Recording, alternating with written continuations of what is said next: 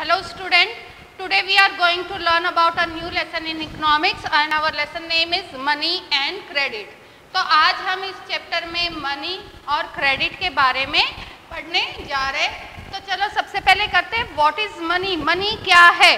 तो आपको पता ही है कि जो हमारी मनी है, मुद्रा है, उसको हम किस लिए यूज करते हैं? As a medium of exchange हम उसका क्या करते हैं? यूज करते हैं। अभी हम उसको as a medium of exchange use कर रहे हैं, तो वो किसके लिए कर रहे हैं? देखो, जो मनी होता है उससे हम क्या करते हैं? जितनी भी वस्तु है, अगर हम उसको खरीद रहे हैं तो मनी को हम एज अ इंटरमीडिएट फॉर्म में क्या करते हैं? यूज करते हैं।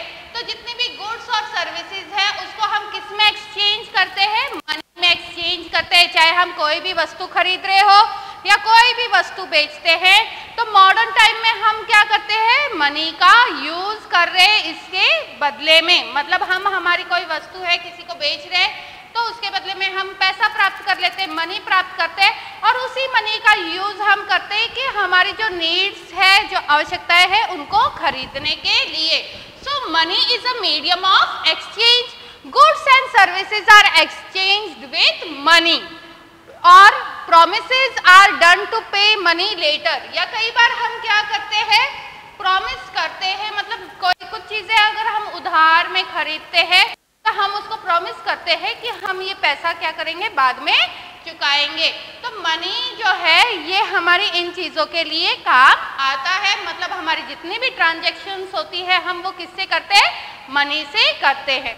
अभी देखो, why money is used in transaction या transaction in modern days. Modern days में हम जो ट्रांजेक्शन कर रहे हैं उसके लिए हम मनी का यूज क्यों करते हैं? Because money eliminated the problem of double coincidence of want. Money जो है वो एलिमिनेट करता है, खत्म करता है कौन सी प्रॉब्लम को? Double coincidence of wants. मतलब हमारा जो बार्टर सिस्टम है, ठीक है, हमारा जो बार्टर सिस्टम है उसको ये क्या करता है? एलिमिनेट कर देता है। अभी हम डबल कोइंसिडेंस ऑफ वांट है या बार्टर सिस्टम है, उसके बारे में आगे पढ़ेंगे। अभी नेक्स्ट जो है, हम ट्रांजैक्शन मनी को लेकर इसलिए करते हैं because money is easily exchange for any commodity और सर्विस।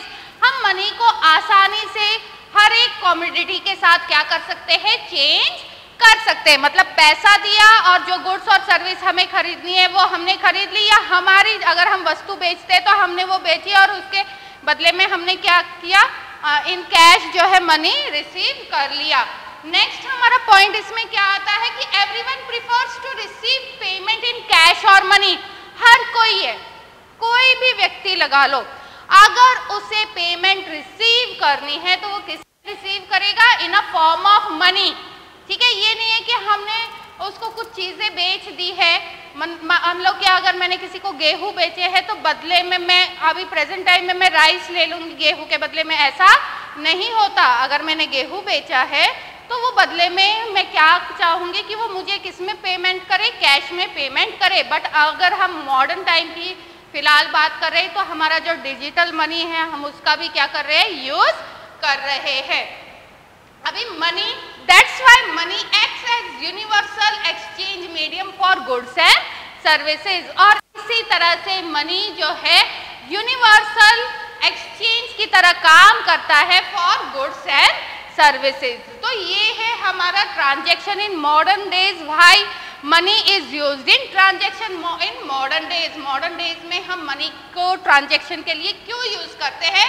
बिकॉज जो मनी है वो हमारी बहुत सारी प्रॉब्लम्स को सॉल्व कर देता है। ये जो मुद्रा है ये हमारी बहुत सारी जो हमारी एंशिएंट टाइम की प्रॉब्लम्स है उसको बहुत इजीली सॉल्व कर देता है, और हम आसानी से मतलब गुड्स को क्या करते हैं? एक्सचेंज करते हैं विद मनी। अभी देखो, ट्रांजैक्शन इन ओल्डन डेज, अगर हम हमारे एंशिएंट टाइम की बात करते हैं, हमारे पुराने टाइम की बात कर रहे हैं, प्राचीन समय की बात करते हैं, तो उस टाइम पे जो ट्रांजैक्शन होता था, जो लेन देन होता था, वो कैसे किया जाता था? उस बार्टर सिस्टम के तहत। ठीक है ना? बार्टर सिस्टम, वस्तु विनिमय प्रणाली जिसे हम कहते हैं। वस्तुओं का क्या किया जाता था? विनिमय किया जाता था। मतलब इसमें क्या होता था? एक गुड्स के लिए या एक सर्विसेज के लिए हमें दूसरी सर्विसेज को क्या करना पड़ता था, गुड्स एंड सर्विसेज को एक्सचेंज करना पड़ता था। मान लो अगर मेरे पास गेहूं है तो मैं गेहूं के बदले में जैसे राइस चाहिए मुझे, तो गेहूं बेचकर मैं क्या खरीदती थी, राइस खरीद लेती थी। मतलब ये होता था वस्तुओं का विनिमय। ठीक है, तो इसे हम क्या कहते हैं, barter system, the system of exchanging goods. ये एक ऐसा सिस्टम होता था जिसमें हम गुड्स को क्या करते थे, एक्सचेंज करते थे, जिसमें मनी का कोई रोल नहीं होता था। नेक्स्ट अगर हम देखते हैं तो बार्टर सिस्टम की बहुत सारी प्रॉब्लम्स क्रिएट होती थी। उस टाइम पे बहुत प्रॉब्लम थी बार्टर सिस्टम की। ठीक है, बार्टर सिस्टम की लिमिटेशन क्या क्या थी, देखो, it creates the problem of double coincidence of want. अभी ये वो प्रॉब्लम क्रिएट करता था कि जिसमें डबल कोइंसिडेंस ऑफ वांट्स की प्रॉब्लम आती थी। इसका मतलब क्या है कि both parties that the buyer and the seller, मतलब इसमें दोनों पार्टी, एक बेचने वाला है और एक खरीदने वाला है, दोनों पार्टी को क्या होना चाहिए, सहमत होना चाहिए। किसके लिए, जो वस्तु वो बेच रहा है और दूसरे वाला भी सहमत हो कि वो उस वस्तु को खरीद सके। ठीक है, तो इसमें क्या होता था, प्रॉब्लम आती थी कि both parties, the buyer and the seller, have to agree to sell and buy others commodity, ताकि वो एक दूसरे की वस्तु को खरीद सके। उसके लिए उनकी सहमत होना बहुत ज्यादा जरूरी था। बट ये एक बहुत ही मेन प्रॉब्लम है, क्योंकि जब भी बार्टर सिस्टम की अगर हम बात करते हैं तो चलो एक एग्जाम्पल ले लेते हैं। समझ लो एक जूते बेचने वाला है, ठीक है, एक जूते बेचने वाला है, वो चाहेगा कि मैं अगर जूते बेच रहा हूं तो मुझे किसकी जरूरत है, टूल्स की जरूरत है। ठीक है, कुछ इक्विपमेंट की जरूरत है ताकि वो उसका यूज किस लिए कर सके, शूज को बनाने के लिए यूज कर सके। ठीक है, बट दूसरा जो बंदा है उसके पास क्या है, गेहूं है। ठीक है, बट वो गेहूं को बेच रहा है शूज के बदले में। क्लियर, पर यहाँ पे हमें क्या पता चल रहा है, जो शूज बेच रहा है उसको गेहूं की जरूरत नहीं है। क्लियर, मतलब उसे किसकी जरूरत है, टूल्स की जरूरत है। तो यहाँ पे क्या वो एग्री हो गए एक दूसरे की चीजों को खरीदने के लिए, नहीं। ठीक है, फिर अभी इस गेहूं वाले को तीसरा बंदा देखना होता था कि जो उसे शूज के बदले में क्या दे, अपने गेहूं खरीदे। मतलब एक तीसरा बंदा है, वो चाहता है कि वो राइस के बदले में गेहूं खरीदे। क्लियर, तो डबल कोइंसिडेंस की प्रॉब्लम्स थी, वो एक दूसरे की जो एग्रीमेंट है उसको सेटिस्फाई नहीं कर रहे थे, एक दूसरे की मतलब जो चीज वो खरीदना चाहते हैं उस चीज को सेटिस्फाई नहीं कर पाते थे। ठीक है, जूता बेच रहा है तो उसको चाहिए टूल्स, बट जो गेहूं बेच रहा है दूसरा बंदा उसको मिला जिसको शूज चाहिए, बट दूसरे को तो इसकी एक की तो चलो डिमांड पूरी है, पर दूसरा तो एग्री नहीं हो रहा है उसकी चीजों को खरीदने के लिए। अभी उसको तीसरा बंदा ऐसा ढूंढना चाहिए था, या कोई चौथा बंदा ऐसा ढूंढना पड़ता था जो उसकी वस्तु खरीद सके, फिर वो वस्तु जो है उसके बदले में वो जूते खरीद सके। ठीक है, तो ये इस तरह से हमारी डबल कोइंसिडेंस की प्रॉब्लम क्या होती है, क्रिएट होती है। तो इसमें क्या है, no exchange is possible as requirement do not match. Double coincidence की प्रॉब्लम है या बार्टर सिस्टम की क्या प्रॉब्लम है कि कोई भी एक्सचेंज जो है वो इजीली पॉसिबल नहीं था, बिकॉज उनकी रिक्वायरमेंट थी वो एक दूसरे के साथ मैच नहीं कर पाती थी। क्लियर, तो इसलिए ये इस बार्टर सिस्टम की लिमिटेशंस थी, और जो मनी जो वस्तु विनिमय प्रणाली थी ये बहुत ही ज्यादा प्रॉब्लम्स उस टाइम पे क्रिएट करती थी। अभी देखो modern form of currency money, अभी इस बार्टर सिस्टम की प्रॉब्लम है उसको किसने सॉल्व कर दिया है, मनी ने सॉल्व कर दिया। यहाँ पे हमने कर लिया है कि मनी ने किस तरह से बार्टर सिस्टम की प्रॉब्लम को सॉल्व किया है और किस तरह से उसने हमारे ट्रांजैक्शन को इजी बना दिया है। अभी आगे हम करेंगे modern form of money. Money के जो आधुनिक रूप है वो कौन कौन से हैं? देखो सबसे पहला फॉर्म है करेंसी। क्लियर, तो करेंसी जो है वो हमारे इंडिया की करेंसी को हम क्या कहते हैं, रुपी कहते हैं, जिसका सिंबल इस टाइप का है, ठीक है ना, आर जो है। तो ये जो है हमारी इंडिया की क्या है, करेंसी है, रुपी है। तो हमारी इंडिया की जो करेंसी है वो 2 टाइप्स की है, पेपर नोट्स है और कॉइन्स है। ठीक है ना, पेपर मनी है, हमारे पास कॉइन्स है, तो ये हो गई हमारी करेंसी। और दूसरा जो हमारा इसमें आ जाता है वो है डिपॉजिट विद बैंक, ठीक है। जो मनी हमने किस में डिपॉजिट कर रखा है, बैंक में डिपॉजिट कर रखा है, और उसको हम क्या कहते हैं, डिमांड डिपॉजिट कहते हैं। तो ये है हमारे modern form of money.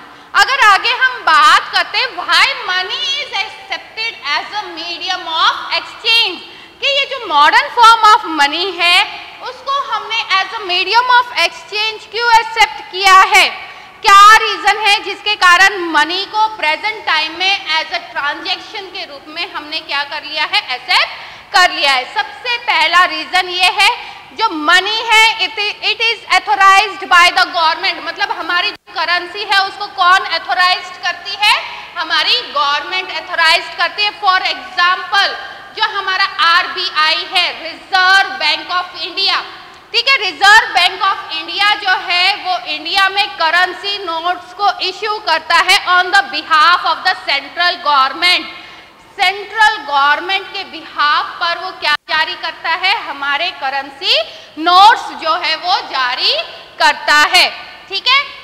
In India law legalizes the use of rupee, India में क्या है, हमारा जो कानून है इसे लीगल बनाता है रुपी के यूज को, because rupee is our India's currency, हमारी इंडिया की जो करेंसी है उसका नाम है रुपी, ठीक है, as a medium of payment. और इसे हम लॉ के तहत ये क्या हो गया है, लीगलाइज कर दिया गया है, कानूनी है कि हम कोई भी वस्तु खरीदते हैं तो रुपी का हम यूज कर सकते हैं as a medium of payment, और इस पेमेंट को कोई दूसरा रिफ्यूज नहीं कर सकता लेने के लिए। अगर आप कोई भी नोट उठा के देखोगे, पेपर नोट्स उठा के देखोगे, या 10 रुपीज का है या 100 रुपीज का है, तो उस पर ये सारी चीजें क्या होती है, लिखी हुई होती है, और उस पर जो है RBI के गवर्नर जो होता है उसके सिग्नेचर भी होते हैं, ठीक है। अभी ये जो मनी है is the value of each goods and service is measured in rupee. हमारे इंडिया में जितने भी गुड्स है या जो जितने भी सर्विसेज हम प्रोवाइड कर रहे हैं, हर एक चीज को हम किस में वैल्यू करते हैं, उसको मेजर करते हैं रुपीज में। जो फाइनल गुड्स एंड सर्विसेज की जो वैल्यू होती है उसको किस में मेजर किया जाता है, रुपी में मेजर किया जाता है। तो ये हमारा हो गया कि why money is accepted as a medium of exchange, उसके पीछे ये कारण है।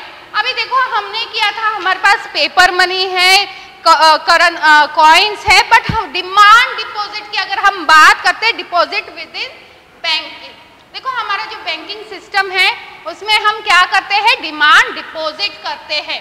अभी देखो जो बैंक का अकाउंट होल्डर होता है, अकाउंट होल्डर कौन होगा, वो बंदा होगा जो बैंक में अपना अकाउंट जारी करता है, खुलवाता है, ठीक है। और वो ऐसा क्यों करता है, क्योंकि वो अपने मनी को क्या करना चाहता है, बैंक में सेविंग के लिए रखना चाहता है। हमारा एक सेविंग अकाउंट होता है बैंक में। तो ये जो डिमांड डिपॉजिट है ये क्या होती है,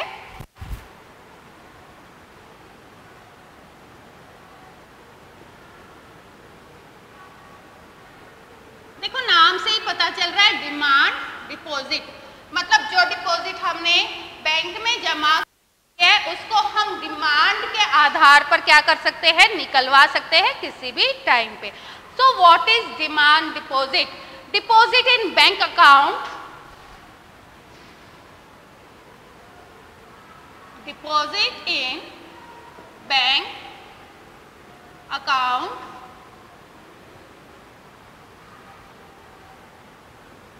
which can be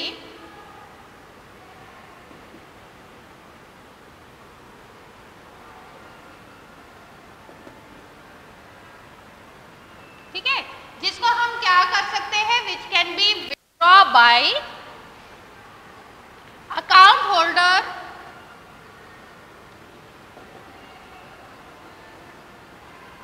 on demand at any time। Clear.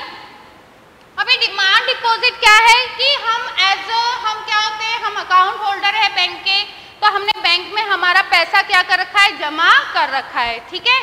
अभी उस पैसे को जो हमने बैंक में जमा कर रखा है, जब भी हमें ज़रूरत है, नीड है, तो हम उसे क्या कर सकते हैं, विड्रॉल कर सकते हैं, क्योंकि हमारी डिमांड है। हम अपनी डिमांड के हिसाब से उस डिपॉजिट्स को क्या कर सकते हैं, विड्रॉल कर सकते हैं किसी भी टाइम पे।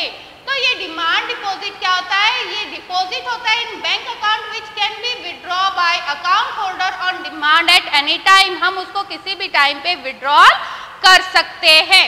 अब ये देखो, डिमांड डिपॉजिट अगर हम बैंक में जमा करवा रहे हैं तो इसके पीछे क्या कारण है, क्योंकि बैंक हमें क्या प्रोवाइड करवाता है, इंटरेस्ट प्रोवाइड करवाता है। पीपल जो है, लोग हैं,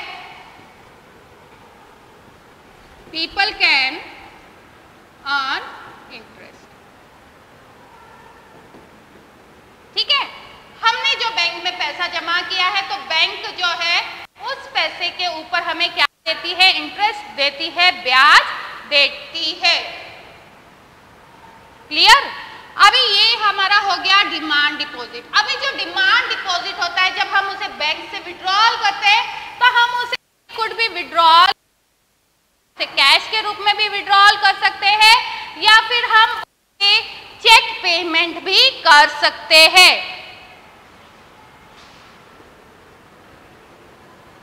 चेक, ठीक है, चेक एक पेपर होता है, ठीक है ना, एक पेपर होता है दैट इंस्ट्रक्ट अ बैंक, जिसके ऊपर एक बैंक का नाम होता है और वो बैंक को इंस्ट्रक्ट करता है टू पे a specific amount of the payment. मतलब उस चेक के ऊपर एक स्पेसिफिक अमाउंट होती है, एक पर्सन का अकाउंट होता है, to the person in the other name. मतलब उस चेक पे जिस पर्सन का अकाउंट होता है वो अपना अकाउंट नंबर सब कुछ लिख देगा, उस चेक पे लिख देगा, पेमेंट लिख देगा, और दूसरे व्यक्ति का क्या लिख देगा, नाम लिख देगा जिसको वो पेमेंट करनी है।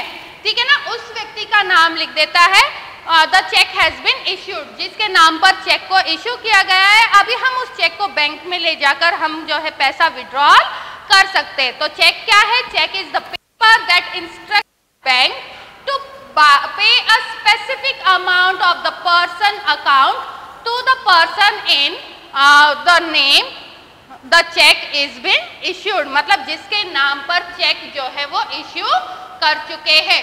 तो आज का टॉपिक हमारा यहीं पे खत्म हो रहा है। अगर आपको कोई डाउट है तो आप कमेंट कर सकते हैं। Thank you.